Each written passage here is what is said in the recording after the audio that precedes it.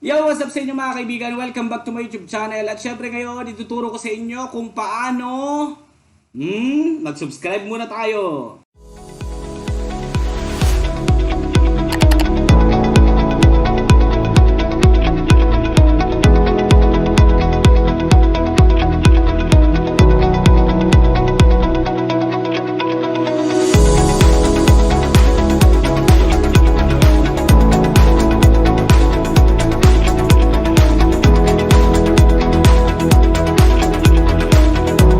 Yan, tuturo ko ngayon sa inyo kung paano mag-replace ng hard drive or ng hard disk drive or ng SSD o solid state drive sa ating mga laptop.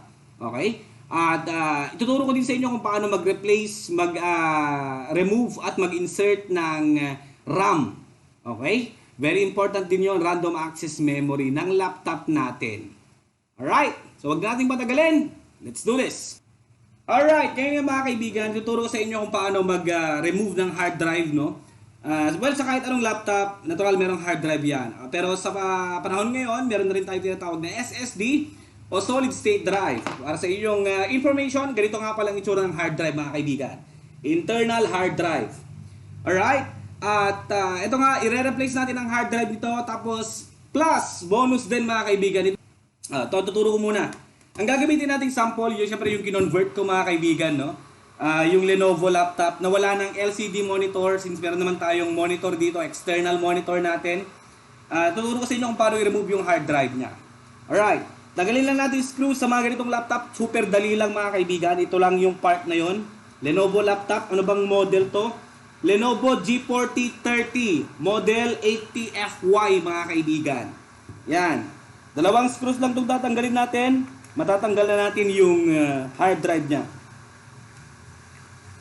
Yan. Tapos yung isa. Yan. Lalo-lalo na kung yung problema, yung magpapakita, no bootable device. Ano pa ba? Kapag ka hard disk error, no hard disk detected, yung mga nagpapakita sa screen natin kapag ka sira ang hard drive, no? Yan. Lang, di matanggal. Yun, tanggal na. To, i-press lang natin. Yun, palikod.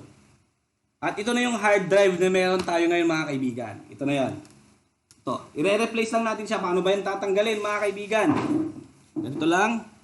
Iangat lang natin to. There you go. Dahan-dahan lang. Tapos hilain. There you go. Tapos i-replace na natin ng bago. Ito wala pang OS kaya i-reformat natin. Yan. Super dali lang nito. Yan. Yun. Naisalpak na natin mga kaibigan. Susunod naman kung paano magtanggal ng RAM mga kaibigan. Okay? Ito yung RAM na tinatawag natin. Ito yon. Yan. There you go. Okay? Paano yung tatanggalin? Usually, tanggalin mo natin yung hard drive na nilagay natin kanina. There you go. Ito naman, paano natin ito tatanggalin mga kaibigan? Merong dalawang gilid dito. Hihilain lang natin siya paganon at paganon. Okay? Hilain natin. There you go. Tanggal na. Paano ilalagay? Ganyan ito lang din.